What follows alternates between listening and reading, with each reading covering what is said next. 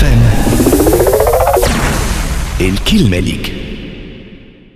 فهم هذه ظروف المباشر. بتبيع معايا عبد الجليل السمراني، عبير ذويب، وامير بوكا. راشد هيثم الراشد يتغيب لانه موجود في روسيا.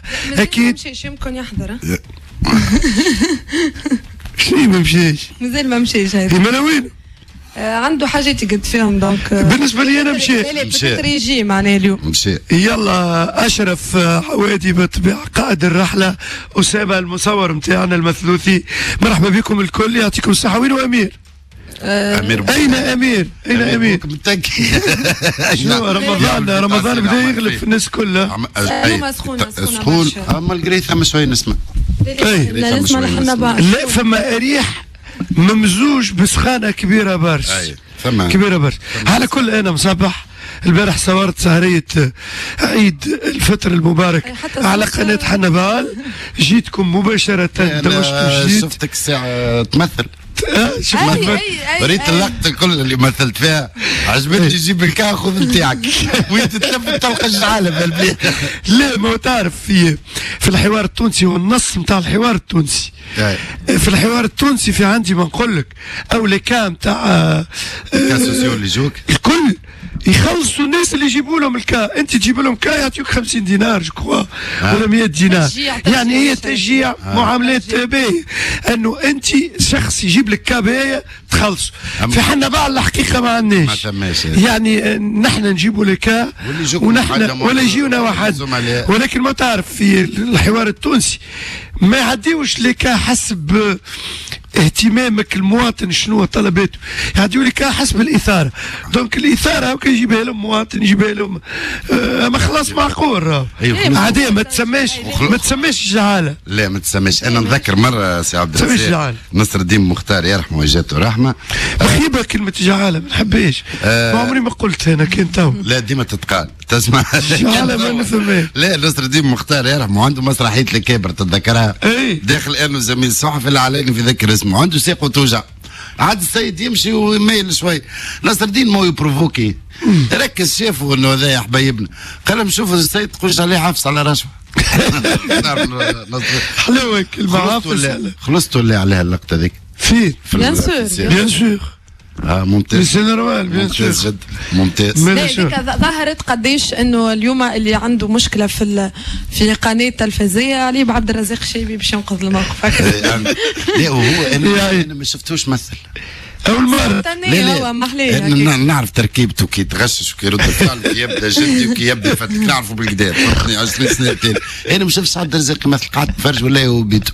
واللقطه دارت في الفيسبوك دارت برشا في مواقع التواصل الاجتماعي اكثر من لقطات اخرين في السيت كوم اللي طاح ولا طاح راهو السيت كوم بعد الاتاك تاع ليميسيون الاولى. خاطر السيت كوم خاطر توا دوزيام كان زين ديما في الجمعه الاخرى العباد يبعدوا شويه العباد تخرج تمشي تقضي قضيه العيد وكل دونك يعاودوا يفرجوا فيها سوغ انترنت وكل صف كل حتى علي شويه نقص شويه. لا في 3 ايام الاخرى. هاي كيفاش تفرجت انت في الحلقه الاخرى؟ بيان سور انا تفرجت. انا بالنسبه لي انا بالنسبه لي انا شورب اللي هو مسلسل انا بالنسبه لي انا اعز عمل في رمضان صحيح دراما. اما ابارتير من الحلقه 13 14 وفي كان نجم بطبيعة المشاهد التونسي ولا يخرج وقت مش وفاء في محتواه. لا وفاء في المحتوى معناها اوكي خليتونا خاطر قوة شورب سنة التشويق اللي يخلي كل حلقة تستنى حلقة. رد بالك انا باش نعملوا الجزء الثاني. سيسا توقف انت في ال 14 ولا 15 حلقة وتعمل الجزء الثاني. اذا هو ما خلطش للحلقة 15 بالزيف لي زاكتور تعبوا اذا كيفاه في الجزء الثاني فما خوف. لا في الجزء الثاني خاطر ما ننساوش اللي شوارب بداو قبل ب3 جمعات من رمضان وبرودكسيون ما كانش عندها الامكانيات اللازمه باش تخرج العمل ورغم ذلك خرج عمل مزيان واجتهدوا الفنانين الكل والممثلين وقفوا ولي تكنيسيان وليكيب الكل وخدموا المسلسل. هذه حاجه باهيه سينو ناخذوا بلاش مسلسل ناخذوا بمسلسل واحد السنه. سوف كو توا بيسكو انت عندك الجزء الثاني. دونك محضر روحك من تو معناها من بعد رمضان بمديده تبدا تكتب تبدا تخمم تحضر روحك قبل بالكدا تو من بعد ناخذ فهمت معناها تبدا بالكدا هكاك نتصور الجزء الثاني باش يكون خير. يلا هذه اجواءنا بدات اليوم الاثنين 11 جوان 2013 في ظروف 2018 يا عيني مصبح عبد الرحمن على رمضان وانا مصبح وتصور الحاله معناتها. يلا نمشيو بيست اوف نهار الجمعه في اخر حصه من ظروف المباشر. رجعنا لكم على راديو كاب اف ام بالطبيعه على السيت ويب تنجموا تشاهدونا وتشوفونا وتدخلونا وتشوفوا اركاننا وكل شيء على الكاب اف ام على كاب راديو والا على تتصلوا بنا ايضا على رقم التليفون 72 279 188 الفريكونس 91 5 95 2 105 6. يلا كلام الزين. الكلام الزين. الكلام الزين. كلام الزين الركن اللي تعودتوا به في هذه ظروف المباشر. يلا عبد الجليل السمراني في كلام الزين. في كلام الزين ايش عندك؟ والله لا يقطعنا عاد. باهي اليوم 27 في رمضان هكا ليلة 27 ليلة 27 دوك نهار الكسكسي. احنا مش باش نحكوا على الكسكسي والعادات والتقاليد، احنا سي اللي حج واللي عوق سي. دونك توا احنا باش نحكيو على تلفز رمضان. نحب نقول كلمة انه تلفزة رمضان هي ماهيش تلفزة كامل السنة. تلفز ترقد ثم بعض تلفز او الاكثر يرقدوا عام كامل ويجوا في رمضان يعملوا شويه مواد ومن بعد يبدوا ينبروا يعني متبرمين متشكين لايمين. كيفاش احنا ماناش موجودين في سلم الارقام تاع القنوات المشاهده. نحب نقول لهم راهو علاقه المشاهد التونسي بالتلفزه التونسيه صحيح تتوتد اكثر في رمضان، لكن ثم سلوك يمتد على كامل السنه من خلال الماده اللي تقدمها تلك القنوات. كنشوفوا حنبال نسمع ولو حنبال تحت شويه لا غالبه بعد اما ما تحتش في انتاجاتها بفعل ما تحتش في انتاجاتها دائما. فما اكثر البرامج في الموسم التلفزي الكل نجم نقول لك اكثر شبكه تلفزيونيه هي في حنبال. اكثر برامج تنتج العدد. ثم نسمع الحوار التونسي به الوطنيه دو لا غالب تيح وتهبط لانه ما ثماش اداره قار وما ثماش استراتيجيه واضحه. ثم بقيه القنوات اللي نسميهم انا ثم رجعت التاسعه. اما راهي رجعت التاسعه السنه ما هيش استثناء. تذكر مع بدايه التاسعه مع بدايه البث في رمضان عملت نسبه مشاهده قياسيه وصلت تحتل يعني تتبوأ المراتب الثلاثه الاولى ثم انهارت بفعل مشاكلها الداخليه وما تعرض له صديقنا معز بن غربيه. بقيه التلفز اللي سماهم انا قنوات صفر فاصل ما عندكمش حق تتشكوا في رمضان لانكم على مدار السنه ما كنتش تعملوا في حد شيء وبرامجكم ليست الا يعني كوبي كولي من برامج نتاع حنبال ولا نتاع نسمه ولا نتاع الحوار. التميز هو اللي يخليك ربما تعمل الايجاب، لكن يجي رمضان تعملوا بعض المواد اللي اكثرها بي دي ما تحبوش تصرفوا تحبوها سباقه. وظاهره عبد الجليل البي دي بدات تغزو التلفزات الكل يعني ما عادش ينتجوا التلفز هما ويشريوا حاجات حاضرين وهذه راهي فيها ايجابي وفيها سلبي فيها برشا سلبي فيها اكثريه سلبيه لانه البرودوي انت ما تحكمتش فيه انت ما انتجتوش ما صنعتوش وبعد يجي في وجهك انت وما تعرفش انت تولي حكمك انت ثم اسباس نتاع ساعتين مثلا تجي الشركه تقول لك باش نعمل برنامج معين تمشي تخدم تدبر لي سبونسور اتسيتيرا تخدم بمقاييس الاكثريه مقاييس ماهيش احترافيه فهمني مش اعلاميه ماهيش اعلاميه ويسعوا وراء الماده باي صيغه كانت بحث عن الاثاره المجانيه والاثاره الرخيصه. زوز قنوات اللي قاعدوا ينجوا خلينا نقولوا على البريفي عندنا في الوطنيه اللي البيجي نتاعها 50 مليار والاجور 29 مليار ومن الغريب انه حتى عمل درامي لم تنتجه هذه السنه. اللي قاعدين ينجوا هم حنبال في جانب معين الغالب حنبال بفعل ان شاء الله تتخلص من الازمه الماليه نتاعهم بعد ما تخلصت من الازمه الاجتماعيه اللي كانت نتيجه حتميه لعمليه التفويض فيها. خلينا نقولوا يحصر على يمات العربي نصره. دونك ثم نسمة قاعده تنتج بتوجه عملته عند عام وشويه نسمة لايف والمسلسلات على الاقل دبلج فيها. ثم ايضا ثم انتاج ثم قناه الحوار التونسي اللي قاعد تعمل القنوات هذيك تجي انت في رمضان اوتوماتيكمون ولا ثم سلوك لا واعي انه علاقتك بهم ولات حميميه بكيفيه انك باش تشوفهم في رمضان. بقيه القنوات يعني راهو اللي تعملوا فيه لا يرتقي الى مستوى سواء انه تنجم تسميها يعني تقولي نجم يعملوا حاجه في رمضان ناجحه اما من بعد المشاهد ينساهم. يعني ما تتشاف الجمله على خاطر ولت عنده علاقه وثقه بالقنوات الطبيعيه اللي يشوفها على مدار السنه. فهمت كيفاش؟ يعني انت لو عبد الرزاق ديماش حنبال تهزها لاي قناه جنوبيه تيفي والا مسميها عجروده تيفي، يعني مول العجرودي ديما يعدي روحه يسال روحه ويجاوب روحه وهذاك كل المنتوج تاع مدار السنه، فهمني؟ ولا تهزها لتونسنا والا تهزها لتلفزه تيفي ديماش حنبال ما يشوفها حد. علاش؟ خاطر القنوات هذيك ماهيش موجوده في ذاكره المشاهد. يجيك في رمضان يعمل لك شويه مواد، ياخذ شويه بريادي. انا عندي معلومه انه ثم قناه عطات الكوميدي كاميرا، قالت له اسرح في الشارع اعمل لي كاميرا كاشي، هو قبل ويخدم بلاش. الهدف نتاعو بلاش يخدمه. نقول لك يخدم بلاش على مدار 30 يوم يعدي في كاميرا كاشي نتاع 15 دقيقه. تجي من بعد انت في رمضان تبدا تسب في حسن زرقوني وتسب في ميديا سكان وتسب في المعهد الوطني للاحصاء وتقول لا احنا موجودين وهذوما ياكلون في حقنا. لا مش ياكلوك في حق، انتم ما كنتش موجودين في الذاكره. بالعكس انا نعرف ثم قنوات مفسخه فهمتني من لي زيكرون تاع برشا ناس.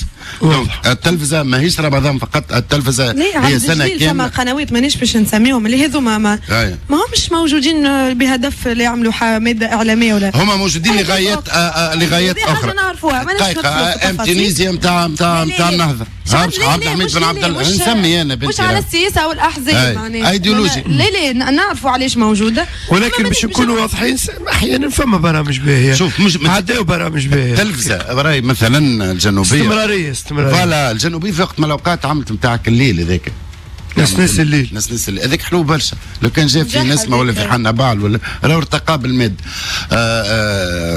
تونسنا في وقت من الاوقات عملت بلاتو بوليتيك ممتاز جدا، لكن راهو بلاتو وحيد على مدار ساعه من 24 ساعه ماهوش باش يهز قناه، ماهوش عرسه باش يهز قناه. حاجه في القناه التاسعه تويك عملت رولانس جديده بعد الازمه اللي تعديتوا بها. ما يلزمكوش يقفوا غادي تكتف في ديك تقولوا سي احنا تبوأنا المراتب الاولى وذهب بلا سوق وعدتوا فرح المسرور. عندكم خدمه على مدار سنه تهذبوا شويه زاد الماده الموجود لانه ثم برشا اقول صعلكه اعلاميه في قناه التاسعه. يلا هذا راي عبد الجليل السمراني. عبير ذويب ايش عندك؟ يا حبيبتي يا مصر يا حبيب مصر ديما في مصر. باش نحكيو اليوم على نجم نصر السعيد محمد رمضان اللي اثار ضجه كبيره مؤخرا في مصر بين الفنانين. دونك نعرفوا اللي محمد رمضان هبط بوست على الانستغرام تاعو. مش عندك حكايه مع محمد رمضان؟ ما تجيب لي كده اخبار محمد رمضان. عندك معاه حكايه تحبيه؟ يا عطر لا انا ممثل خشين ياسر. كان هو لا نحكي توا في لي جون معناها محمد تحبوه مش باش نحكي على عادل امام ويحيى الفخراني هذوكم معناها فنانين كبار. نحكيو توا على ناس اخرين زاد فما في لي جون هو متميز اكثر منهم معناها هو ديما عاد. خلينا توا انا ديما في ظروف محمد رمضان هذه نسموها ما عادش سموها يعني والله العظيم محمد رمضان مشى محمد رمضان كلي محمد رمضان شرب هو اللي قاعد يعمل محمد رمضان اعطت ريح قاعد تتبعي فيه. لا هو اللي شيء خلي تحبوا عبد الرزاق خاطر انا حسيتك مثلا مش باش نحكي عليه معناها بالبي خاطر هو هبط بوست على الانستغرام قال الحمد لله على اعلى نسبه مشاهده لنصر السعيد. هو البوست هذا مهبط معه تصويره وهو في الفراري نتاعو وقال اياك تفكر تسبق الفراري، انتظروا الاغنيه كامله على قناتي على اليوتيوب والثقه في الله نجاح ولا عزاء للاغبياء. برشا غرور برش. لا من حقه والله انا ديما اللي ينجحوا غرور علاش ديما مشكله اللي ينجحوا يتغروا. دونك ديما نقولوش ولا عزاء للاغبياء. اي ما تتقالش زملاء وناس قاعده تخدم والنجاح راه فيه برشا حظ زاد. برشا حاجات باهيه وما نجحتش باسف سواء في عمل تلفزيوني او عمل درامي او عمل مسلسلاتي او سينمائي. برشا حاجات حلوه وما نجحتش. مش معناتها امير شاعر امير طعيمه اللي من بين الناس اللي تهاجموا ورجعوا على محمد رمضان وقال معناها شاف الفيديو قال انه بيان سور عاود جيبوا على الفيسبوك خاطر ما يحكيوش كانوا عليه انستغرام فيسبوك ولا تويتر. قال الاخ محمد رمضان نزل على صفحته الانستغرام بوست وهو راكب عربيه فيراري في بيته وبيقول لا عزاء للاغبياء في اهانه واضحه ومباشره لكل من شارك في الموسم الرمضاني الحالي. تخيل الموسم ده شارك فيه عادل امام ويحيى الفخراني وغيرهم ممن سبقوه ومنهم من جيله ومنهم من يفوقوه في الموهبه وفي احترام لزملائه. قال كمان مشغل اغنيه خاطر في الفيديو اللي هبطه محمد رمضان حطت اغنيه بيقول انه رقم واحد. هو اي ما الاغنيه هو باش يهبطها محمد رمضان بعد على اليوتوب، الاغنيه تقول انا رقم واحد وكل. هذا عنده مشكله مع بطل الاخر هكا، اكيد عنده مع واحد ولد جيلو عنده حاجه. قال اتمنى مش عويد محمد رمضان هكا، هذا معروف مش عويد. قال اتمنى من اصدقائي الممثلين اللي حيقروا البوست ده او حيوصلوا له انه يمتنعوا عن مشاركه الباتشينو الجيل، يحكي على محمد رمضان، في اعمال مستقبليه احتراما لانفسهم ولجمهورهم. كذلك فما احمد السعدني الممثل كتب في فنان يكتب لزملائه الاعزاء للاغبياء هون يتسائل، قال مبروك لكل الزملاء على تعبهم وشغلهم وربنا يكرم الجميع. قال له سهله على فكره دي قولها ورايا ما انا يعودها ربي يوفق الجميع. دونك فما اللي جاي مساند محمد رمضان وقال انه هذه الحمله تعتبر صوره من صور الحسد معناها جست يغيث فيهم وكل. دونك قال كما المخرج ياسر سامي اللي قال اي واحد يحدث بنعمه ربي رزقه، عنده فيراري عنده كذا. الحكايه ما وقفتش هكاك، خاطر هو محمد رمضان عاود جاوب بعد ما راه الحمله هذه نتاع الانتقادات. مسلسل محمد رمضان ما فيش ولا لي مسلسل في ظروف قال من رد محمد رمضان وهو مهبط صوره على درجات ناريه، الصوره شلبس فاخره توا موتورات دورة موتورات، وقال من افضل صفات الاسود انها لا تنشغل براي الحمير. هو جيمس حدوده شويه ومن حقه كسر لها محمد رمضان، لكن مش من حقه انه نجاحه يولي وسيله لاهانه الاخرين. ما اهان حد وقال لا عزاء للاغبياء ولا هي قول له وين ماشي يا ولدي، قول له عادل امام وما ادراك. عادل امام تاريخ مصر اختزلها في التمثيل، كوميدي كبير اسمه عادل امام عمره ما قال الكلام هذا. مسرحيات، سينما، مسلسلات، مثلا ما ثماش نجاح مطلق، ما ثماش فشل مطلق. هي مراوحه بين الفشل بين الانتصار والانكسار. كانت تصير هذه قبل مثلا المرحوم احمد زكي وعادل امام، خاطر نذكروا اللي هما كانوا وقتها في سخت مومون زوز يتنافسوا في الاعمال وزوز فنانين كبار. دونك احمد زكي مره زاده في سهريه وكل تهجم على عادل امام وقال له انا نجم وانا كذا، تصير معناها وين باش عمالي باش تقعد خالده. هذاك احمد زكي، هذاك احمد زكي هذا هو توا وراه خبره وراه تجربه 57 فيلم اقناع وراه تلقائيه. على انستغرام يصيب عليه من محمد هذا اسمه هو محمد شنو هو اسمه؟ نسيت محمد رمضان. مش يا ودي اختاري من محمد رمضان يزيني منك. احكي لي على الحبس اللي دخلت. احكي لي يا حبيبي جاه ربي على الحبس. بربي على الحبس كيفاش دخلت؟ نحكيو على ليمون. لا الحبس يزيني من محمد رمضان. كسرت لي راسي بيه يا حبيبي. مش نحكي على محمد رمضان، نحكي انه كي عبد ينجح ولا هاو كيف ما في صلب محمد كل رمضان. واحد كيفاش يفهم. لا الحبس مشيت هذا ربطي 5 ساعة ربطيه. لا بالحق انا ديجا وقتها هبطت بوست بعد في الفيسبوك من بعد ما مشيت للحبس وتاثرت برشا، خاطر انا الاطار الساعه اللي مشيت فيه انا مشينا وقتها عرض في الجي سي سي، عرض فيلم الجيده لسلمى بكار مع حضور ممثلين وكل. دونك رافقناهم باش مشينا باش نتفرجوا في الفيلم مع السجينات في سجن النساء بمنوبه. دونك مع زميلاتك. دونك انا مع زميلي. دونك انا ما عمري ما مشيت للحبس، سوف كو انا ريت برشا حالات والصحافي بيان سور ديما يلزموش يكون جزء من القضيه وما يتاثرش. اما هنا حسيت حاجه اقوى مني، خاطر اي معناها في ثنيه ونحن ماشيين فرحانه ونرمال، مش فرحانه معناها مش نخدم خدمتي عاديه معناها. دونك ملي دخلنا، خاطر احنا مشينا في بوس، ملي دخلنا تسكيره الباب بركه انا نعرف روحي باش ندخل 4-5 سوايع ونخرج، انا عارفه روحي لينا باش تخرج واللي انا مانيش محبوسه. سوف ملي تسكر الباب والحس نتاع تسكيره الباب تخلخلت تفجعت بالحق، احساس ماهوش نورمال. ومن بعد يجيوك سكر تليفونك، خاطر سينو كي تخلي تليفونك محلول تنجم تضرب لك الكارت مي، خاطر هذا. دونك دخلنا فرحوا بينا هما خاطر الممثلين حاضرين وكل شيء. هذه الكل انا ما يعني نيش قاعده نخمم ونغزر، يعني هما يحطوا في الميكلا وريسبسيون على شرف الفيلم نغزر معناه كيفاش عبد ينجم تحس روحك لا عندك تليفون لا بطاقة تعريف لا حتى شيء، ما تنجمش تتواصل مع العباد البرا، معناها فريمون منقطع العالم الخارجي. كنت عادي شهر ما نجمتش هذا الكل. قال مصري داكم ومن بعد كي بدا العرض وخرجوا السجينات كوم تاني زميلاتك بتفيني بالخير. دوك دخلوا القاعة العرض وقتها. شوف انا مع انه اي عبد يغلط بيان سور يتحمل مسؤوليته. هما ما خرجولناش معناها كي باش تجيب عبيد يتفرجوا فينا، مش بتخرج لك امراه عندها جريمه قتل مقاتله 20 واحد ولا محكومه باعدام ولا محكومه بطول طون سامحني ولا حاجه. خرجوا لنا ناس معناها الجرائم الاقل، معناها مخدرات، محاوله قتل ولا حاجات هكا معناها، فهمت؟ قلت جرائم بسيطه، ليه مخدرات ومحاوله قتل، ارهاب، ليه زوز معناها سيجار وزطله عندك انت جريمه خطيره، ما هي جريمه خطيره انت الطفله تتكيف سيجار وزطله ولا استنشاق تعدي عام. دافع على شيء، مش ندافع نحن. فما جريمه خطيره كي نحكيو على الجرائم الارهابيه مثلا ما نستغربش انا هذوكم ارهاب ولا تهديد امن دوله ولا هذاك الكل، انا خويا معاك فهمت. اما انا وقتها تحكي مع انسان تفرجنا في الفيلم سورتولي الجيده نعرفوا اللي قبل دار جويد وكل دوك حسوا رواحهم اللي هما في الفيلم يمسهم هذا الكل ومن بعد كي جيت النقاش وباش يتكلموا هما باش يعطيو رايهم في الفيلم وباش يحكيوا، انت تبدا تغصع، انت تتفرج في الفيلم خاطر نتفرج في الفيلم قبل تتفرج في الفيلم وميم طون تغزر لهم اللي هما كيفاش قاعدين يتفرجوا، كيفاش اللي تبكي اللي تتاثر اللي فهمت في النقاش. من بعد تلقى مستوى معناها كتكلم لك معناها واحد تقول لك انا عمري 20 سنه، انا من وقتها 20 سنه على زتله انا نخمم تو هذه كي باش تخرج من بعد شنو مصيرها الطفله سيد دخلت الحبس.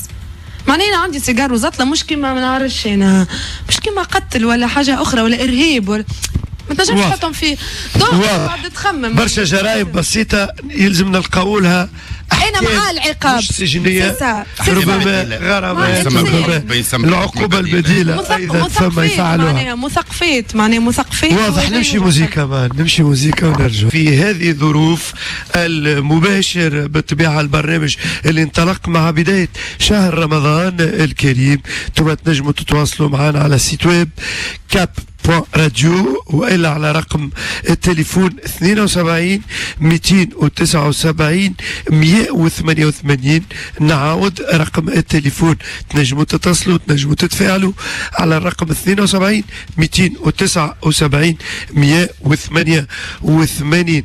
طبعا اليوم ليله 27 بالطبيعه بما فيها من روحانيات بما فيها من اجواء حلوه برشا. تونس في رمضان تتغير، تونس في رمضان نعيش لحظات حلوة برشا. ساعات نقولوا في ساعة خسارة تعدى رمضان، بالحق في ساعة تعدى رمضان 27 يوم من رمضان الكريم تعدوا وكأنهم في لمح البصر. إن شاء الله خذينا العبرة من رمضان الكريم من خلال صيامنا ومن خلال تعاملنا مع المحيط متاعنا ومع المجتمع. برشا ناس جاي العيد يلزمهم يتسامحوا وبرشا ناس في الظروف هذه نعاونوا بعضنا ونساندوا بعضنا ونقفوا مع بعضنا، لأنه رمضان مبني على الود والاحترام والتعاطف والمساندة. هذاك الواش في كابافي عملنا ركن وروبريك رمضان الخير. نسمعوا جينجل وراجعين. رمضان الخير. رمضان الخير.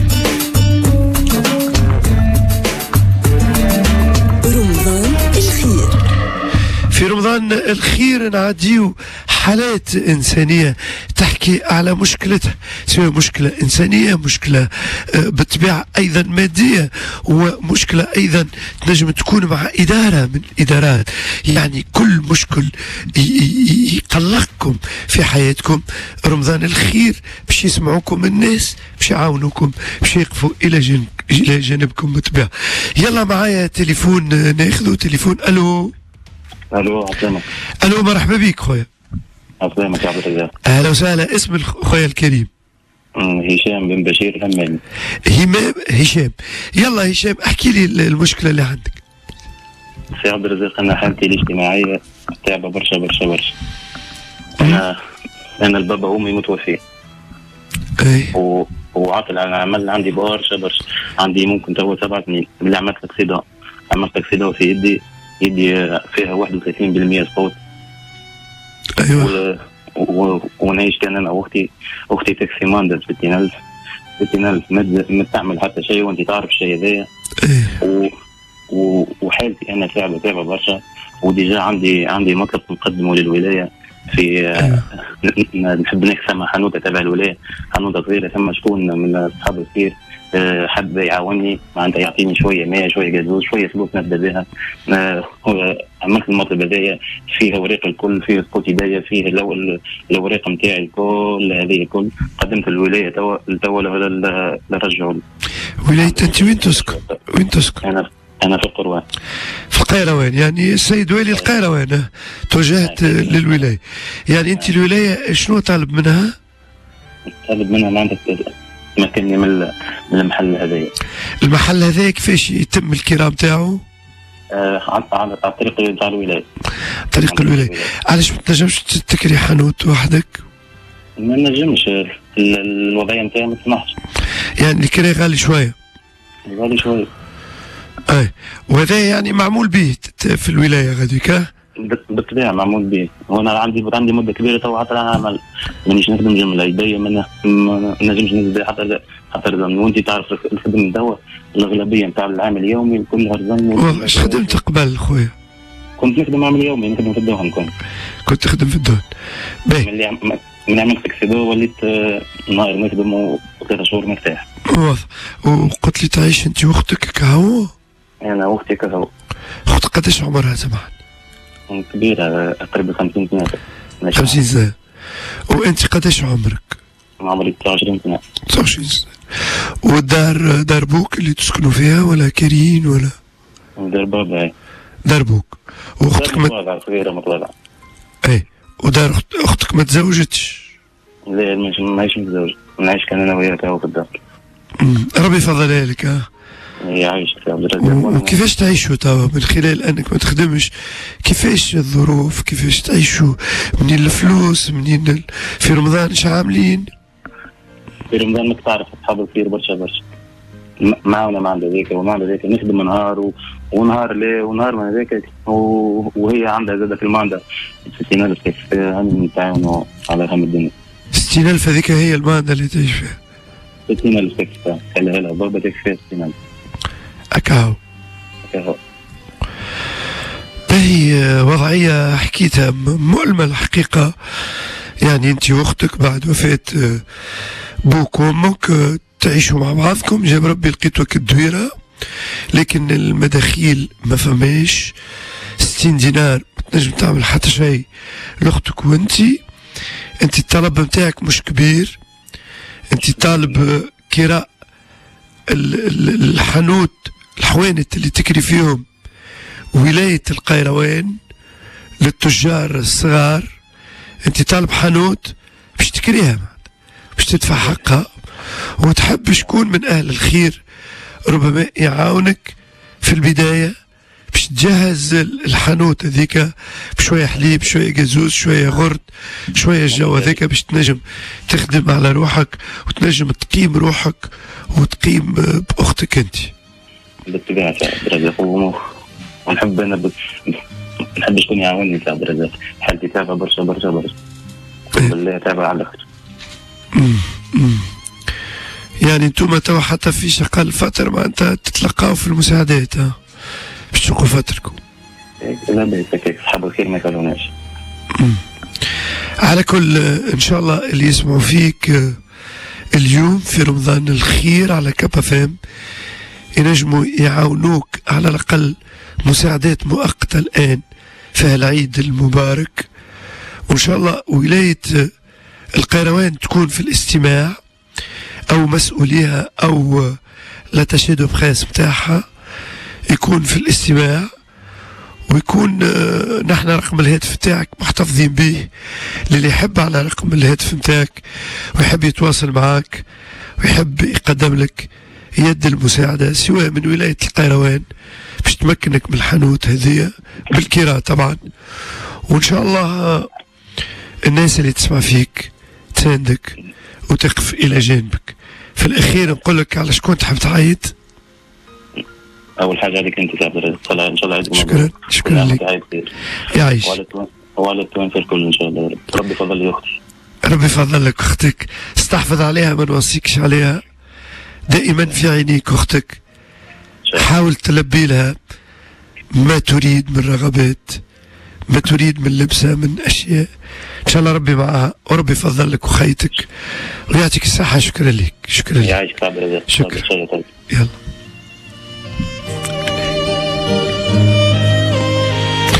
هذه قصة هذا الشاب اللي كنتوا تسمعوا فيه معناتها ألم بالطبيعة،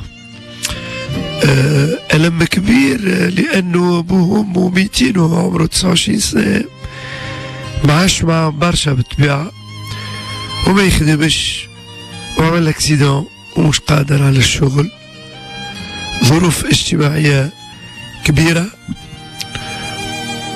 وإن شاء الله اللي يسمعوا فينا يعاونوه يقفوا إلى جنبه. نحب نرحب بضيوفنا، نحب نرحب بالممثلة جون راشا معاوية. أهلا وسهلا بك. أهلا بك عبد الرزاق. ربي يخليك يعيشك. يلا باش نحكيو برشا تمثيل، برشا دراما، برشا أخبار جديدة فيما يخصك أنت. نحب أيضا نرحب بسي محمد بوذينة، ولكن يا ترى نقدموا منتج، نقدموا ممثل قناة التاسعة وباش يقدم مقاول، قدموا مقاول. يا سي محمد والله بالحق موجودة الانتربرونور دو سبيكتاكل، يعني مقاول موجودة. اي توا سي ان ميتي في الاوروب، وهو سي اعلى جراد في السبيكتاكل، مقاول انتربرونور دو وقتاش باش تولينا مقاول؟ بديت خاطر توا تطورت في الاوروب السبيكتاكل على متعة حفلات. لا هو فما لو برودكتور وفما ديستريبيوتور. متعة الحفلات اخر حاجة يعني توا بعد البرودكتور طلع مونتربرونور دو سبيكتاكل، سي لي جون كي انفستيس دو بوكو دارجون بور لي برودكتور دانفستير، باش ينجم يعمل 5 6 7 برودوي على لاني. واضح. ايش قدموك تو محمد؟ والله كلمتها برودكتور ارتستيك. يا سيدي منتج فني يا سيدي، عنده صفة خاصة اليوم ونحب نرحب ايضا بالفنانة منى مريم نور الدين. ظروف المباشرة متعرف مصبح يا مريم راني مصبح، راني من 10 وانا نعيط حتى ل9 متاع الصباح وجيت ديريكت لهنا. ربي يعينك. يلا مريم مرحبا بك. اهلا وسهلا بك. يعيشك. تحيه كل المستمعين. باش نقول لك حاجه، نقول لك مبروك على كحلويات. يعيشك. راهو سمعتهم كان البارح بربي والله، البارح الصباح مع نصف نهار تقريبا سمعت الريبريز هذيك. عجبوك؟ فريمون حاجه حلوه برشا. فريمون شخت وعجبتني برشا باش نحكيو عليها ان شاء الله. ان شاء الله. يلا نبدا مع راشا. انا باش نقول لك تو المستمع اللي يسمع فيك، خلينا كيفاش بديت انت ودخلت ميدان التمثيل واهم الاعمال اللي قدمتها. كيفاش بديت صدفة وانا صغيرة عمري 5 سنين هكاكا في قهوة قاعدة أنا وماما. كنت كالطفلة لاتيغون، عرفت اللي شعري بوكلي واللي راه ديما يحب يبوسني وكل. في قهوة جي واحد قال ماما ما تحبش بنتك تمثل؟ قلت له راه ما نعرف حتى حد. قال لها هيا فيش دو كاستينغ عمرها وجيبها. مشيت بديت نعمل في السبوت بوبليسيتير من وقت. بديت في السبوت. بديت في السبوت وانا صغيرة. من بعد 2015 سيت كوم شعبان في رمضان مدام سلمى بكار. ومن بعد 2009 وقتها قداش عمرك؟ 2015 يعني انت كبرت شوية. كبرت 18 19 وقتها عمرك. لا مش باش نقول راشد. تو عمري 23 سنة. دونك وقتها 18 حاجة هكا 2005 استغفر الله. قلت 2015. لا صغرونا برشا. 2005 وقتها شعبان في رمضان. وبعد 2009 عشق سراب مع سي حبيب مسلميني. وبعد اختفيت قعدت في القرايه. و 2014 رجعت مع مدام خديجه المكشر في فيلم ليله القمر العاميه. ومن بعد 2015 الضربه القويه ليله الشك. تنجم تقول الانطلاقه الحقيقيه في ليله الشك اللي تعدى على الوطنيه على التاسعه. تعدى على التاسعه. باهي بعد ليله الشك. مع ليله الشك كان فما سيت كوم فاميليا اللي قاعده تعدى توا صورناه في ردعه. ومن بعد كان فما ورده وكتاب الاكابر دوامه كور ميتراج جستوش وتوا مصر. تري بيان معناتها باركور باهيه برشا. لا باهيه معناتها كي تقول لي الاعمال هذه الكل في عمرك انت تري بيان. اما السؤال ما عملتش مسرح لا معناتها ما قريتش لا مسرح لا حتى شيء، اعتمدت على الموهبه نتاعك. اعتمدت على الموهبه والخدمه تعلمك راهو معناها على قد ما تخدم على قد ما تتعلم برشا حاجات مش كيما وقفت اول مره في الكاميرا اللي يقول لي عليه المخرج اعملوا تو وليت نفهم لي زاكس نتاعي الضوء وكل شيء معناها. اما الباس اكيد موهبه. اي اكيد. كما جيتش موهوبه ما توصلش. يلا نرجع معاك رشا في الحديث ولكن نمشي محمد علي شورب المسلسل اللي تقدم والهادي زعيم لما جاء الى كابا فيم حكى انه استدعاكم انه علاش ما استدعيتش ابطال شورب يقول انه انتوما بما فيهم لطفي العبدلي ما حبيتوش تجيو الموزايك. انت سمعت الحوار معه؟ اي سمعت الحوار. بون مش ما حبيناش نجيو الموزايك. دونك فما ما حبينا زاد هادي يقعد صاحبنا وهادي زعيم يعني في المهنه نحترموه ياسر. تقعد اللي جرى في الحصه هذيك وقتها نحن شفنا ان ما نجموش نكونوا موجودين. نذكرك باللي قالوا ونرجع للحوار معك. نذكرك باللي قالوا. يلا نذكر باللي قالوا هادي زعيم. كلمت لطفي العبدلي يجي؟ كلمت وي لطفي قال يجي في الوقت المناسب. كلمت اداره لطفي العبدلي قالت يجي في الوقت المناسب. ما كلمتوش هو شخصيا؟ كلمته ما تحصلتش عليه. كلمت اول يوم في رمضان كلمت اداره اعماله قلت اداره اعماله نسقوا على الضيوف. قالت لي اداره اعماله فما حتى مشكله خلي العمل يمشي 5 ايام الاولانيين. من بعد كلمت المسؤول على قناه عاودتش الاتصال بلطفي؟ لا كلمت عمر عبد الرزاق نكلمك ما تهزش عليا ما نعاودش نكلمك. مبدا عندي ما هو ليش تصنعت التكنولوجيا كلمتك ما هي مش تلقى بين لابسونس يعني تحس اللي هو مش راغب باش يتعدى وحر. كلمت واحد اخر كلمت في المسلسل. كلمت في المسلسل فما شكون وافق 5 وافقوا. شكون تعداوا معاك؟ 5 وافقوا. اي وقبل ما تبدا الحصه بساعتين ال5 يبعثوا ميساجات بعد انهم الاداره قالت لهم ما تمشيوش. إدارة التاسعة؟ إدارة التاسعة قالت شورب قالت إدارة التاسعة ما تمشيوش. ما فهمتش. هادي كل واحد يدير هو الشركة المنتجة هي اللي عملت شورب. هل ترى الشركة المنتجة هي اللي قالت لا ولا إدارة التاسعة هي اللي قالت للممثلين؟ إدارة التاسعة قالت لي أنا لا رانا باش نقاطعوك أنا. أما موزايك نجموا نمشيو لبرامج أخرى. قلت لهم من يقاطع هادي زعيم يقاطع موزايك. راه ما عندناش احنا مانيش جاي في جزيره واحده منعزل معناتها وحدي هكاكا معناتها شو معناتها انا مقاطع البرنامج هذا نمشي نتعدى في برنامج اخر. ايوه كي يقبلوه في برنامج ما يقبلوهاش. واضح لأن كل برنامج عنده فورمان نتاعو. واضح. ما نجمش نجيب سياسي نعمل معاه برنامج سياسي، ما نجمش نجيب انا اليوم ونعمل معاه برنامج، ما نجمش نجيب كوارج نعمل معاه برنامج على الكره جوست على خاطر هو كلمني قال لي نحب نتعدى. مانيش جزر منفصله كل واحد يعمل زي هواه. احنا كل واحد عنده فورمان وعنده توجهات وعنده كل شيء. دونك ما رفضوا الخمسه اعتذروا واعتبرت انه اعتذارهم معناتها كيدي بالنسبه لا قلت انه يتحملوا مسؤوليتهم، يتحملون مسؤوليتهم معنا وكاو. ومش بتروحي من وقتها لا عاد نكلم حد ولا عاد واضح. اذا هذا اللي قالوا هادي زعيم محمد. شنو ردك انت؟ ردي الساعه يعني هادي حكايه ديجا انه لطفي صاحبه وانا نحن اصحابه، وهذا حقيقه يعني نعترفوا بها. وقت لطفي صداه في الليميسيون نتاعو هو بصيفه انه ينتمي لقناه اخرى قال ما نجمش نجي، اعتذر. دونك ديجا منطق الصحبه نحا باهي.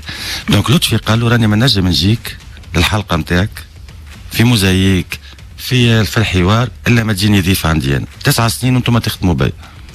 كان طلب بسيط اليوم. شو يخدموا به؟ يخدموا يعني اليوم سيد لامك. شو يخدموا به؟ فماش دي زارتيست شو معناتها يخدموا به؟ فماش دي زارتيست سيد لامك. هذه ضيف، هذه اذاعه او تلفزه تستدعى فنان او كوميدي او كذا.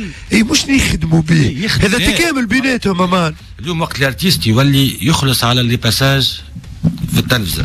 هذا ما وصلنالوش. وقت نحكيو مادام حتى اللي باش يجيو اللطفي يلزمهم يخلصوا زاد. ما هكا باش نبداو نحكيو محمد هكا. نحكيو في ظروف تونس. مالا منى نور الدين هاي فنانه، مريم نور الدين هاي فنانه. اسمعي مالا باش تجيني باش تخلصها ما نجمش نخلصها. خفصلك عليه. امنيتي نخلصها ما نجمش نخلصها. كلمه يخدموا به. فينالمون لي زانونسور باش يمشيو للتلفزه. دونك الارتيست ما عنده حتى ربح.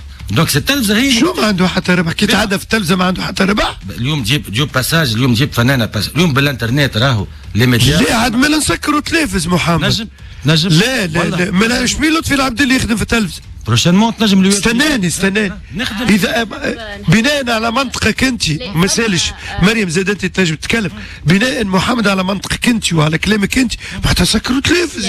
اذا تلفز ما عادش يقصد سامحني انه يوصل اسيغتان مومون ممثل وقت انه ما عادش يستحق للتلفزه كيما لطفي العبد اللي مش مستحق. فما لي جون اللي هما مستحقين التلفزه باش توريهم اما لطفي العبد. لا هذا منطق غلط راهو. لا اتونسيون هذا منطق غلط. ممثلين كبار في 60 سنه في 70 سنه في الغرب يا ولدي يعطي انترفيو للتلفزه ويحكي.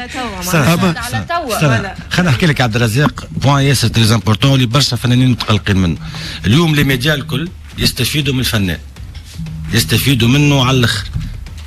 اليوم تجي يعمل بوز يجيب حتى واحد مش معروف راه كلمتين ولات يجيب واحد مش معروف سب والفنان ما يستفادش من الباساج نتاعو. الفنان توا اللي قاعد يجرى في العالم الكل بالويب تي في بالسوشيال ميديا باللي هذوما الكل التلفز قاعده شويه بشويه تيح الكوتا نتاعها. لي راديو اكثر توا لا بروف. انت ايش قاعد تعمل توا؟ عندك ايميسيون راديو هكا قاعد تصور بعد مش تمشي الانترنت. اي جو سي هي عباره تلفزه مش مشكل. ديجيتال حاجه والتلفزه اليوم الفنان باش تبدا فاهم. اليوم الفنان كي تهبط توا نبدا فاهم بعد 25 سنه تهبط اغنيتها على اليوتيوب تهبط على اليوتيوب اليوم تدخل فلوس اكثر من يتعديها لها. هذا الكل في بالنا به خرجنا على الموضوع. اما ما تقوليش محمد خلينا نتفاهموا في حاجه. انا باش نتعدى في تلفزه فنان انا عندي استفاده دقيقه والتلفزه عندها استفاده متبادله. مش نقولوا زاد الفنان انا برشا فنانين نعديهم يقول لي يا عبد الرزاق فريمون بعد الباساج هذاك عيطوا لي في حفله عيطوا لي في بلاصه وليت نغني وليت سافا. انا عديت ريان جبته من جربه ما يعرفوا حتى حد. ريان وصل يخدم 15 مليون السهريه. قلت ما يعرفوا حتى حد بالتلفزه ما يعرفوا حد بالتلفزه. معناها كي نجيبوا كي عديتوا انا اسمعني معناها توا كيما نجيبوا منى نور الدين مستحقين احنا الشعب التونسي باش يعرف منى نور الدين في التلفزه ولا مستحقين الشعب التونسي باش يعرف لطفي العبد؟ مستحقين عنده. همش نقول لك حاجه مستحق كمشاهد. انا عندي حق على الممثله منى نور الدين مثلا اني نعرف كواليسها نعرف حياتها نعرف ارائها دونك باش نتفرج فيها. نحكي لك معناها بالنسبه للطفي هو مش مستحق انه يتعدى في برنامج انه باش وفما دي جون زيد يمكن يستحق مثلا باش يعمل برومو للمسرحيه الجديده نتاعو او التلفزه معناتها فما عمرها ما تعدت التلفزه وتشغلت باغ انترنت. اي موجود استدعوهم للتلفزه. اي موجود هذا وذاك ما ننفيوش دور التلفزيون امان. الناس كل نحلوا التلفزه في الليل باش نتفرجوا في التلفزه باش نشوفوا لي زيميسيون. ما كانش وقتها تقول لي مستقبلا سي بوسيبل مستقبلا هذاك المستقبل هو شوف الديجيتال. سامحني عبد الرزاق خاطر انا نفهم محمد كي قال لطفي العبد اللي يعيطوا له 9 سنين يخدموا به خاطر لطفي نعرفوا مش دفاعا على لطفي كل نجم كبير. الناس على قد ما يسبوه حتى في الدنيا كل يحبوه نعرف يحبوه. دونك كي ليميسيون تحب تعمل بوز ولا ليميسيون تحب الناس يتفرجوا فيها تستدعى لطفي العبدلي وهذا ما ننكروش خاطر نشوفوا وين ما يمشي لطفي يعمل الحدث ويصنع الحدث. سي سا هذا متفقين فيه هذا ما فماش خلاف. انا راني نحكي في العموم. عبد الرزاق خلينا جدا نفصل يلا نتجاوزوا. دونك يطلب لطفي من هادي باش يجي بحثه نفض هادي احترمنا رايه. دونك قالوا لطفي جات مكالمه هاتفيه ما بيناتهم قالوا راهو يا هادي كي تجيني انت انا قداش من عام نجي بحذاك وتفرح بيا وضيف ونقعدوا مع بعضنا ونعملوا جو سامباتيك وني دون لاميتي وني دون بروفيسيوناليزم محلاك هادي كل شيء. كي تجيني ليميسيون تاعي نجيك. هذا شنو جرى قبل رمضان. هذا الاتفاق اللي بيننا. بعد طلبني هادي نحكيو على لطفي قلت له تعداو 4-5 حلقات وتجيك لطفي خاطر وقتها نحن نخدموا في قناه 9 في مسلسل تابع شركه انتاج دون اوني دون لوبليغاسيون دو فير لا بروموسيون. دونك وقتها احترمنا نحن انك باش نمشيو للميديا باش نتكلموا. دونك وقتها لطفي العبدلي الممثل قلنا له اوكي بعد جمعه انسالي المسلسل روح ونجيوك. يا مرانا بعد اليوم تجرى يجي سيمون درجريدي يتكلم يخرج فيديو في الانترنت هادي يجيبوا اللونتين ما عنده حتى بروف ريال. لا واللي هادي عاده ما يجيبش كيما منظر الجريدي معناتها خلينا معناتها ما عمره ما استدعاه. تقول انت هبطت على المشكله. اليوم نحكي موجود في الميدان منظر الجريدي. اما شنو اللي اليوم يعني ليه عمره ما تعدى في موزايك. كمان ما تبدلوش الحقائق. عمره ما عداه في موزايك الهادي زعيم. اليوم السيد دونك علاش جابوا؟ السيد هذا عمل فيديو ما عنده حتى بروف ريال على خاطر عمل فيديو. يعني انا توا نخرج فيديو يعني نصور روحي. اما وضح لنا ايش قال، ايش عمل المنظر في الفيديو. المنظر الجريدي قال غزر، قال راهو تكست ما برنامج حكايه شورب مسروقه نتاعي انا وراني مسجلها وراهي مسروقه. يعني اثار المشكل هذه زعيم نقز على المشكل. النهار الاولاني في رمضان يعني انا توا نصور بتليفوني نخرج فيديو نقول ونسب شورب يجيبوا الهادي زعيم هكا نقول راهو تاج الحاضره مسروق يجيبني انا في الراديو. شبيه ما جابش كي كلموا عاطف بن حسين باش يتعدى على الموضوع نتاع الحوار التونسي ما عداوش. قالوا ليه ما نجيبك الا بعد القضاء. يا ما عندك حتى بروف عديته طول. من بعد يجي سي وليد الزريبي يحكي على برنامج شالوم. قابلت وقلنا وقالوا قلقولي ودرشنيه كلها ومازال لا فما لا قضاء لا حتى شيء حتى بروف حتى. ومن بعد يعاود يجي يعدي حلقتين شالوم يحكي عليها كونتر قناه التاسعه وشنيه وما حبوش وكلها في القيل وقيله حتى بروف ريال. ومن بعد يجيب رجاء فرحات على اساس حطوا كمؤرخ ماهوش مؤرخ رجاء فرحات. فهمتني مسرحي متثقف موجود كيف نرجعوا نحكيوا على القصه نتاع لي شورب الخرافه. كل واحد شنو يقول. اليوم انا سامع 100,000 حكايه فهمتني. اي محمد هذا راهو بطريقه لا مباشره خدم المسلسل. حكايه اخرى خدم المسلسل راهو بطريقه لا مباشره. دونك نحن من بعد هذا الكل انا دخلنا ما عادش فما دي بروف ريال. دخلنا في منطق قيل وقيل. اخترنا انا ما نقدرش ندخلوا في التقلقيل انه في الاذاعه نمر واحد مع المنشط الثقافي اللي يعتبر روحه في الثقافه نمر واحد. اليوم ما فما حتى بروف لي زانترفيو اللي عملهم كلهم في التقلقيل. دونك اخترنا التقلقيل لا. دونك اخترنا ما نمشيولوش. وقت اللي يجيب لي اليوم هادي زعيم يعطيني بروف واحده من الكلام اللي يتقال ريال اليوم يجيب لي منتج يقول له ها وانا مسجلها في دروا دوتور هاي. وهذاك علاش جيت قلت راه نجيب له جماعه شورب الكل قاعدين يدخلهم بالواحد. شنو تتهم الهادي زعيم؟ ما نتهمش الهادي زعيم. انا الهادي هذا نعطيه الشرعيه باش يدافع على القناه اللي يخدم فيها مش اتهام. لكن هو في الاذاعه لازم يكون محايد هنا. هو لابس كاسكيت اذاعه مش لابس كاسكيت. والله صعيب يعني ديما العاطفه صعيب العاطفه موجوده. هاو نعطيك حاجه مع عبد الرزاق الشابي يعني سمول تاع حنا بعض. النهار هاي عبير موجوده قال لنا نجيبوا واحد من حنا بعض. النهار فرض ولا نهار جميع جات المخ هادي. يعني انا عمل في صمت هادي خلينا نقعدوا على هادي نعطيه الشرعيه انه باش يكون عنده عاطفه مع الحوار التونسي. ما ماكش متغشش. لا مش ليه راهو هادي الى يومنا هذا راهو صاحبنا. يعني بعد في المشكل ماناش متفاهمين في دي بوان هذيك حاجه. اما الهادي اليوم والغدوه صاحبنا يعني هذا ما نختلفوش فيه. يعني نجم هو تو يقول لك متغش ولا وكيفاش تبعدوا هذا على هذا ما صاحب. انت اليوم تدافع على قناه الحوار ما يسالش. انا حسيت وليت منطق الكليكات ومنطق الكليكات هذا اللي حكيته لي منطق ما عادش اعلامي. منطق تجيني ما تجينيش ما نجيكش لا. ومنطق ندافع على تلفزه نخدم فيها وما ندافعش على الحق. هذا منطق. لا الحق موجود. نحن انا هادي نعطيه لو ميريت وقت اللي جرت لنا مشكله نحن نتاع لطفي عبد اللي بارابول الداخليه والسلفيه وكل شيء اللي لا من اول العباد اللي يدافعوا عليه يعني عنده لو ميريت نتاعو بارابول لنا نحن.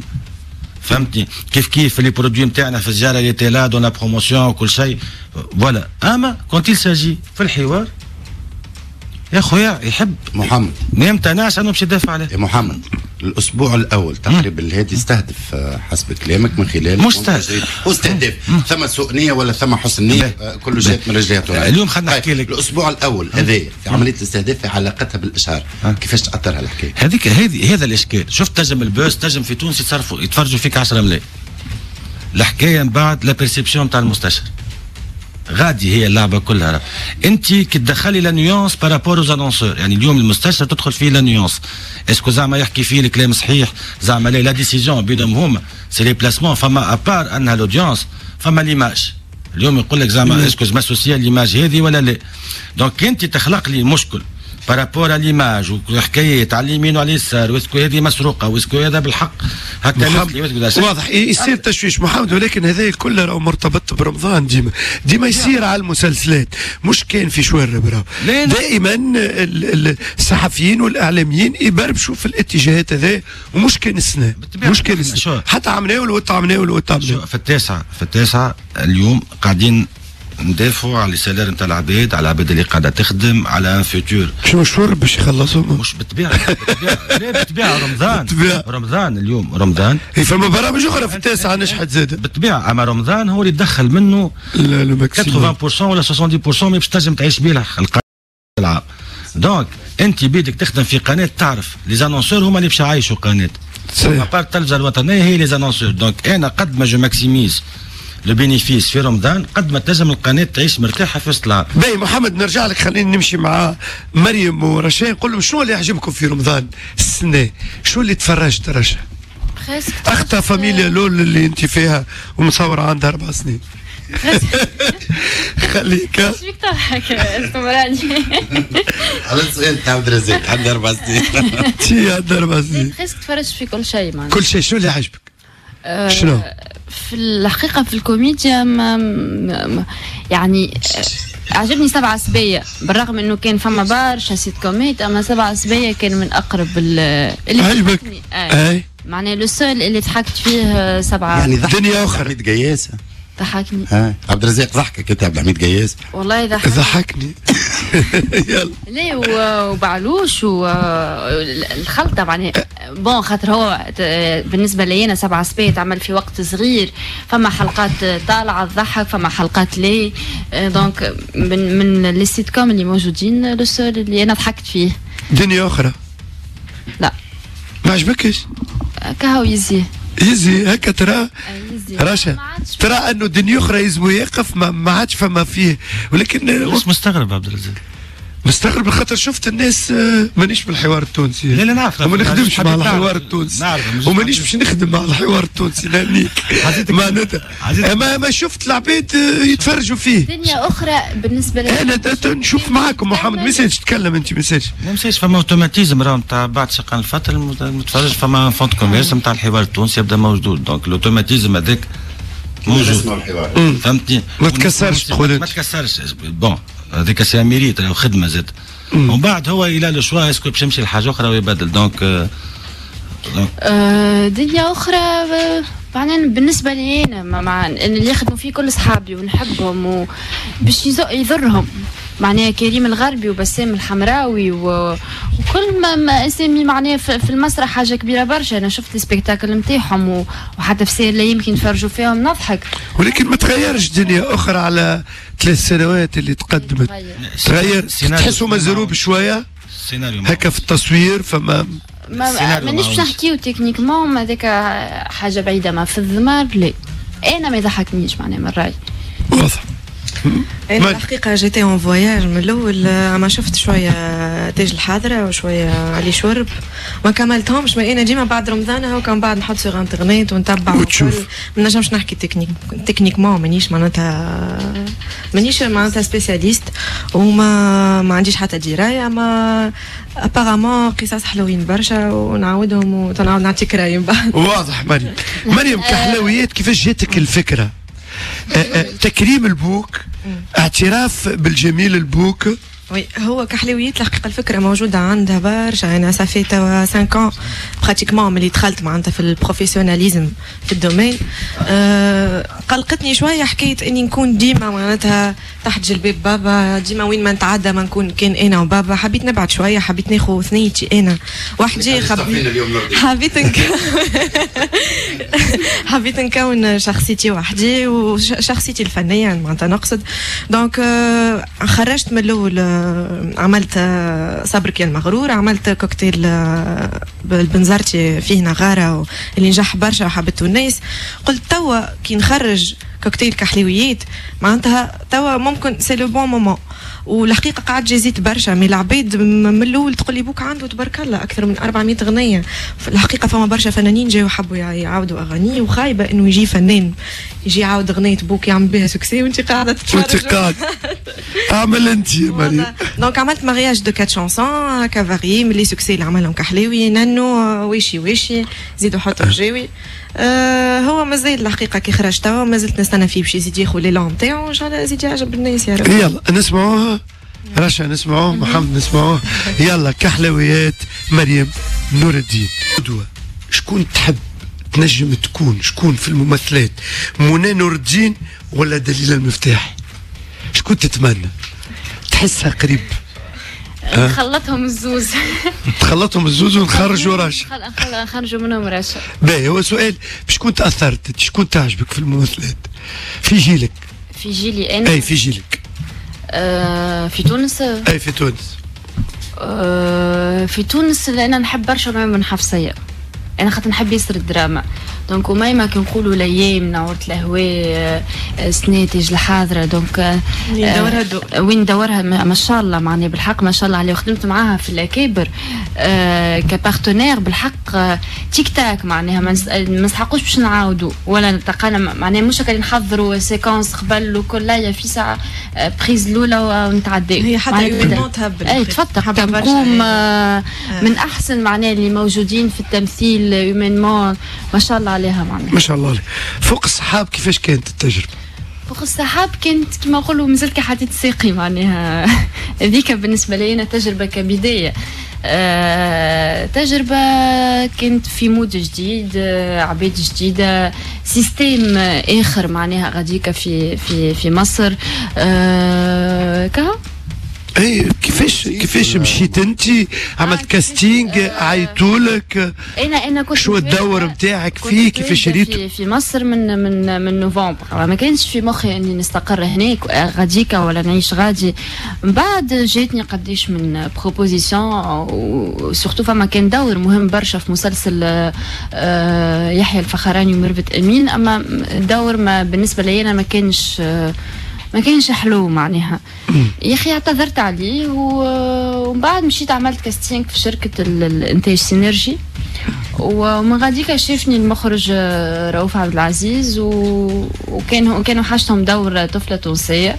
وانا كي مشيت عملت كاستينغ معناها هما ديما كلهم حتى اللي مشاو قبلك يبداو بدور فتاه تونسيه ومن بعد يتحل الباب، وديما يتحل الباب بعد. كي وقت اللي مشيت وقتها في سي كل يتجدد اختها معناها الادوار الكل تخذيت وكل قعد فما دور في مسلسل فوق السحاب. وغاديكا في مصر مش كيما هوني معناها تنجم في مصر تخدم دور كبير وبطوله ما يتشافش خاطر من برشا مسلسلات برشا انتاج. اما كي تنجم تخدم دور صغير في مسلسل مع نجم كبير في اختيار صحيح. هذيك معناها اللي نجم يطلعك فهمت. دونك كي تقدمني فوق السحاب ونعرف اللي العام اللي قبل طاقة نور مسلسل هاني سلامه ونفس المخرج ساده اللي تشاف بالكدا في مصر ومعناها كسر الدنيا. قلت معناها طول وافقت على العرض. تري بيان. مريم السؤال المهرجانات السنه في الصيف اش عندك مهرجان؟ مالوغوزمون سناي مهرجانات ما خلطش حتى كنت نحكي انا وعبد الجليل قبيله. الحقيقه الكليب الاخراني اللي صورته كحلويات صورته ان بو تاع خاطر جاوني شويه ظروف هكا معناتها عطلوني شويه. وسبب اللي هو فما شكون سبب معناه خاطر انا كليب كحلويات معناتها الفكره وفكره الكليب موجوده عندها برشا كما قلت لك ما بين. وبالمناسبه نوجه برشا تحيه للمخرج محمد مساوي اللي وقف معايا برشا خاطر بين الرياليزاسيون والفكره 24 اور معناها كما قلت لك بدينا نصوروا 7 متاع الصباح كملنا 7 متاع الصباح من غدوه معناها 4 بلان عباره 4 كليب. دونك ما لقيتش الوقت باش نصب دوسي. خلطت وقت اللي انا نصور في الكليب ديجا وقتها اخر ديلي نتاع صافي لي دوسي. يعني ما فماش مهرجانات. يكونوا فما حاجات بريفي معناتها مهرجانات بريفي. نجم زاد راي المهرجانات تتصل بك في لحظه معينه وقت اللي يصير نوع ربما من سوء التفاهم مع فنانين في عمليه البرمجه. دونك الحكايه كل شيء مفتوح. كل شيء مفتوح. يتكلموني في البريفي وان شاء الله يا ربي تم وان شاء الله عام الجاي نوعد الناس اني نخدم على بكري. رشا مشيت لمصر وعملت تجربة حلوة برشا وتجربة ناجحة. انت خممتش مصر؟ خممت مصر هكا في مخك مصر؟ الحقيقه انا نحب نبدا بتونس قبل ساعه، نحب معناتها ننفع بلادي قبل، ومن بعد كي نمشي لمصر. اصلا انا ما نحبش البرامج صناعه النجوم هذوك، الحقيقه مانيش معاهم برشا، يقولوا لي توا معناتها وقتك علاش ما تمشيش توا تشارك في ذا فويس ولا خاطر هذوك طاحوا حتى البرامج هذيك. بون اوكي تنجم تاخذ اللقب وكل، اما بعد صعيب انك باش الكونتينيتي صعيبه اذا كان ما تعملش كونترا معناتها بي ما تقعدش غادي زاد خاطر يجيو لهنا وحمزه الفضلاوي وين؟ حمزه الفضلاوي برشا وينو حمزه الفضلاوي؟ اخطاك الاخر والاخر الى درجه نسينا اساميهم راه هذوما خذوا مراتب مهمه راه. باغ كونتخ نجم نمشي لمصر نعمل كونترا نتفاهم مع حد، نعمل كليب غادي، نعمل علاقات غادي. بربي الكليب اللي عملته في تونس شكون صرف؟ بوك؟ وحدي انت مش بوك مش الكحلاوي وسي نور الدين صرف السنين يسمعوا مريم تو سي نور الدين يسمع تو يا نور الدين شنو ما صرفش هو يا ودي ما انا خلص عليك وفضحني بالله يخليك هيك. والله انا اسمع انا نمشي انا وياه ساعات نتعشاو مع بعضنا والله نبدا انا وسي نور الدين الكحلاوي نتعاركوا شكون يخلص، اما مسكين ما يخلينيش نخلص ويخلص هو بصراحه. عيط لي لا انت ديما تبربش قلبه كبير وكل امانه. الحقيقه توا ملي بديت نخدم تعلمت نعامل على روحي معناتها ما عادش تجيني صعيبه كي باش نقول زرعها فيك هو ما نعرفش معناتها والله بالحق والله عبد الرزاق اختي تفدليك نحشم كو سوا امي ولا بابا راه معناتها نحشم باش نمشي نقول لهم اعطيني ولا حتى كي نبدا هكا مخسوره وكل ساعات اي انسان تجي معناتها تجي حكايات معناتها يتخسر وكل نبدا نتصرف هكا وحدي نحاول نخرج الفلوس. فريمون تصفيق اعطيني تصفيق على مريم والله رشا كي تقين عليك اش تعمل انت؟ فماش فلوس ما فماش فلوس اش تعمل؟ ليه انا كيف اسمع انا يعني ملي انا صغيره قلت لك نخدم في السبوت وكنت معامله على روحي وكل والله طياره برشا. راجل عمره 30 سنه يقول لي والله ما عنديش ما لقيتش خدمه ما عنديش فلوس انا ما نعاني منهم. محمد في المسامح كريم نعاني من الاشياء هذه. لا اسمعني وفما احنا الممثلات وكل شيء خاطر احنا مالوغوزمون نخدموا كان في رمضان اما في سير الايام عندنا اللي شوتينغ تدبر منهم راسك فما حاجات معناها نجموا ناخذوا اما هذه كلها راهي تربيه الوالدين هما اللي يربيوك تعمل على روحك معناها سي فغي تجي منك انت وحدك اما اللي يزرعها فيك من الاول بوك وامك اللي انت لازمك تكون روحك اسختها ماما ما عادش تنجم تمد انت تخدم ما عادش تنجم تمد يدك صعيبه واضح. محمد توا واحد يعمل تلفزه لطفي العبدلي ما شاء الله نجاح باهر على مستوى برنامجه في التلفزة على قناة التاسعة نجاح كبير. لطفي محبوب من الناس الكل نجم نقول لك 95% إذا مش 100%. لطفي العبدلي الناس الكل تحبه الضمار نتاعو يحبوه. كيفاش توقفوا مسرحية ناجحة ومسرحية عاملة سوكسي كبير توقفوها؟ لا اليوم خاطر هو اختيار خاطر الدومين تاع التلفزة ماهوش سهل.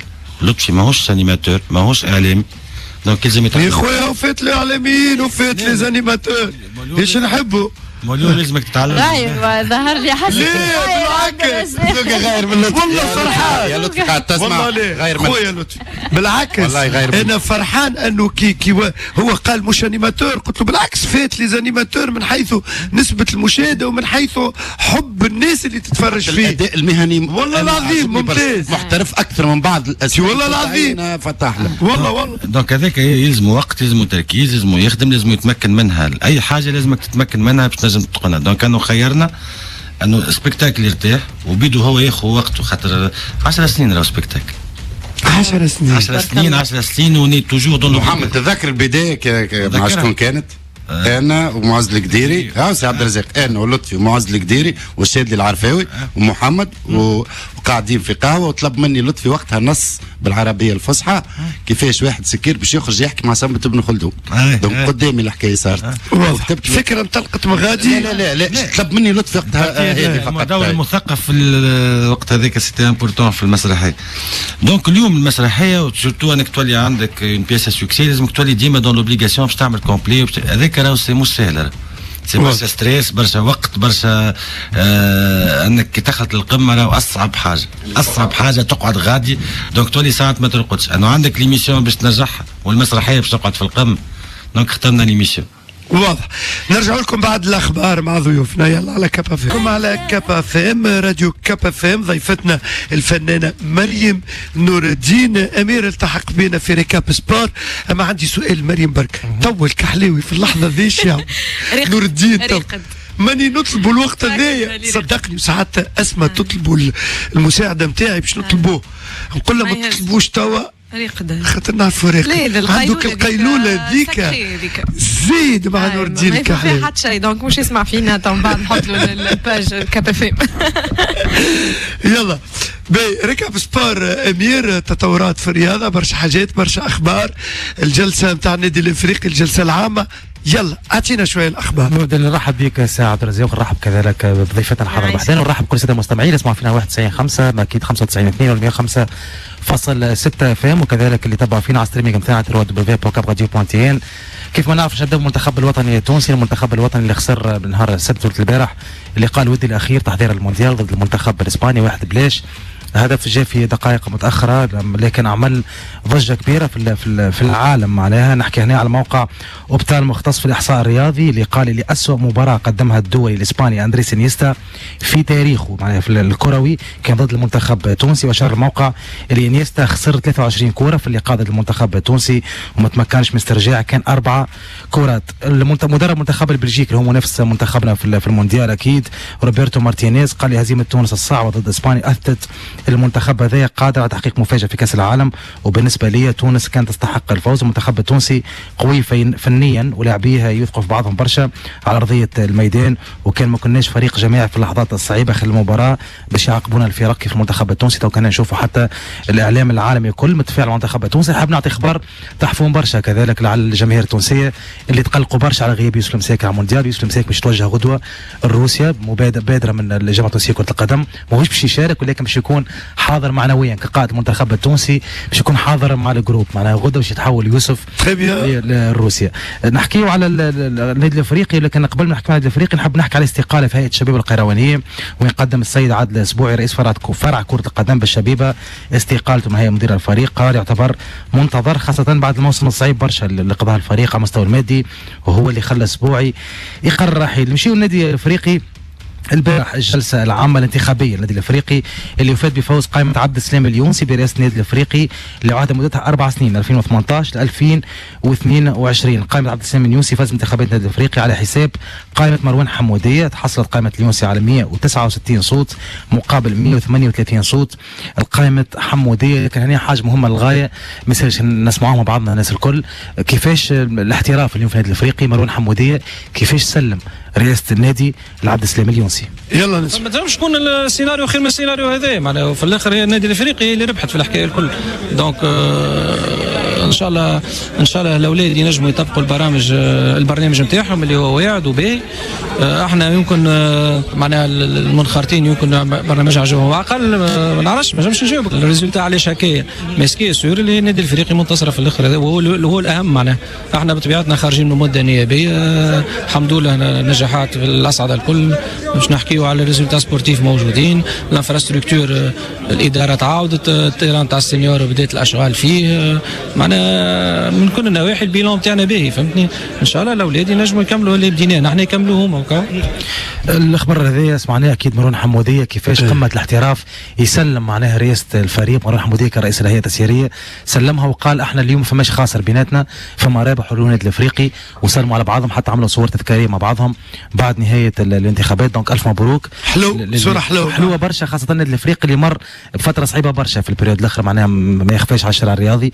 الاخبار باش نختم بها اليوم هو نحب نوجه منه رساله كذلك التلفزيون التونسي، معناها على خاطر ماذا بين نتفرجوا في المونديال ونعرفوا حقوق البث والغلاء وغيره. الهيئه المصريه للاعلام في مصر اعلنت رسميا على بث القنوات المصريه ل 22 لقاء من نهايه كاس العالم لكره القدم من 14 جوان اكيد ل 15 جويلية القادم، بعد حصول على موافقه الاتحاد الدولي لكره القدم الفيفا. وقالت الهيئه في بيانها اللي بث المباريات جاء انطلاقا من الحرص على حق الشعب المصري في مشاهده المنتخب الوطني في كاس العالم. واضاف رئيس الهيئه حسين زين اللي هو خاطب الاتحاد الدولي لكره القدم من نهار 6 جوان للحصول على حق بث 28 لقاء من بطولة كأس العالم، ضمنها بالطبيعة مباريات المنتخب المصري مقابل مبلغ محدد على يرد الفيفا. في نهارين الفيفا رجعت اكيد للتلفزيون المصري وعطتهم الموافقة، دونك التلفزيون المصري باش يبث لقاءات. تونس نجم تعمل هكا؟ تونس قادرين، ولكن نستناو تحركات جادة بصراحة. يعني فيها فلوس اكيد. عليهم فما فلوس يعني باش تشري المباريات هكا ولا تكون رمزية؟ تكون رمزية. خاطر في التلفزيون المصري شرى 22 لقاء باسم رمزي معناها مش لانه فريقه مشارك. دونك هنا حتى في القانون الدولي في كرة القدم الفريق المشارك في كأس العالم عنده الحق انه على الاقل التلفزيون الوطني الارضي يقتني بث لقاءاته الثلاثة في دور المجموعات. شكرا امير. هذه جولة في كرة القدم والرياضة. مريومة يلا ساعة اليوم شقال الفطر وين؟ مش في الدار. ربي اقترح على بوك باش تخرجوا لبرا وبتلحليح بابا ما دابيتوج يحب ديما في الدار. ماذا بيه في الدار؟ على خاطرو زمني. لا خاطرو زمني. لا خاطرو زمني يحب ماكلة الدار. بابا كي يشوفني ناكل حاجه من الشارع يدوين عليا يقول لي كسكروت كلش في الدار. رزوقه نتاع دار. تاع دار بصراحه تاع دار. اي انا ماما تعبت برشا الحقيقه، حبيت اليوم نستدعاهم دونك ماشي تعمل شيء في الدار. لا نعمل الحقيقه مانا عره شويه مانيش برشا محليني معناها في الكوجينه. هكا نعمل اللي عليا، نغسل شويه معون، نحط شويه طاوله ما كاو حاجه تطيب لي نعمل عارفه التطيب. ماذا بيا ما نمس شيء. انا فيديو كنت كيكا مسناك كي عديت رمضان في مصر تعلمت نطيب كويس وحدك. سي نورمال. يلا مريم نسمع حاجه. نسمع حاجه والورده شويه. لا الزمان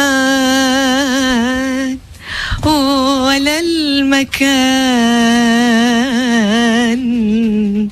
قدروا يخلوا حبينا ده يبقى كان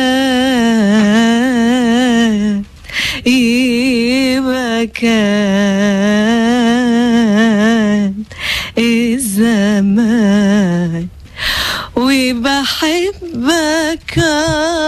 وبحبك والله والله والله بحبك قد اللي فات من عمري بحبك، وقد اللي جاي من عمري بحبك، قد اللي فات من عمري بحبك، وقد اللي جاي من عمري بحبك.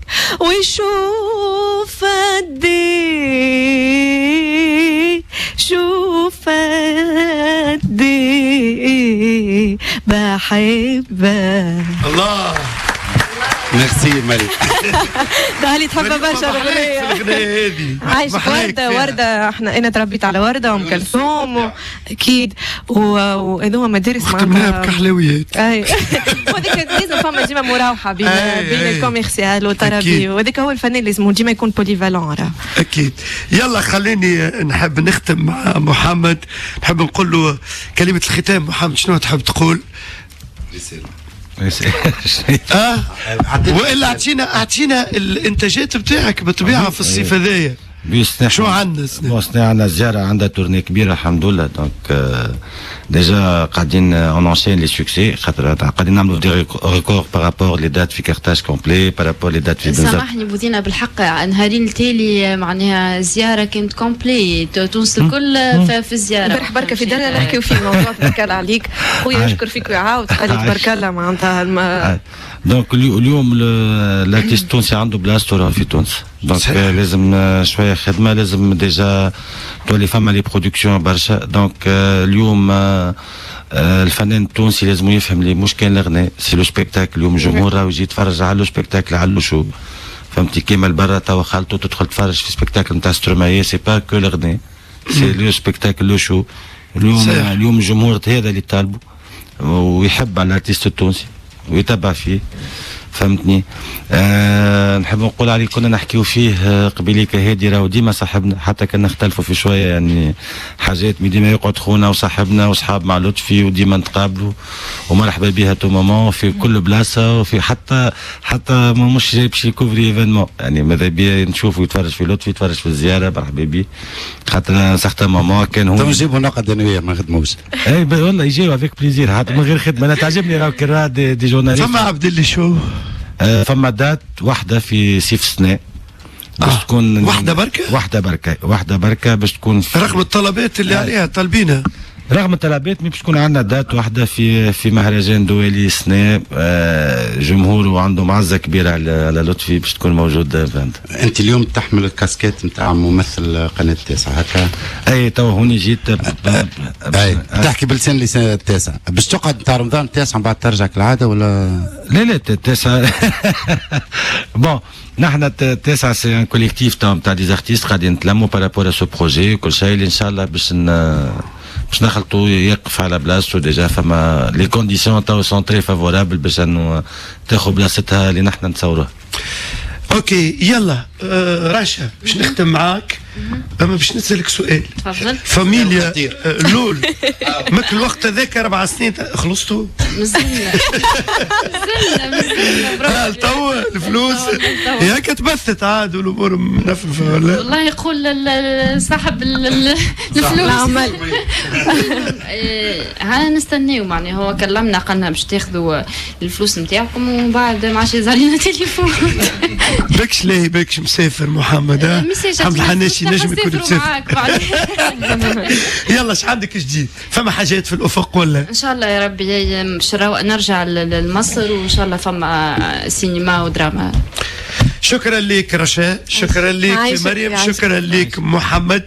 اخر انتاج المريم نور الدين صبرك اللي قبل الاخراني قبل كحلويات صبرك يا المغرور علي.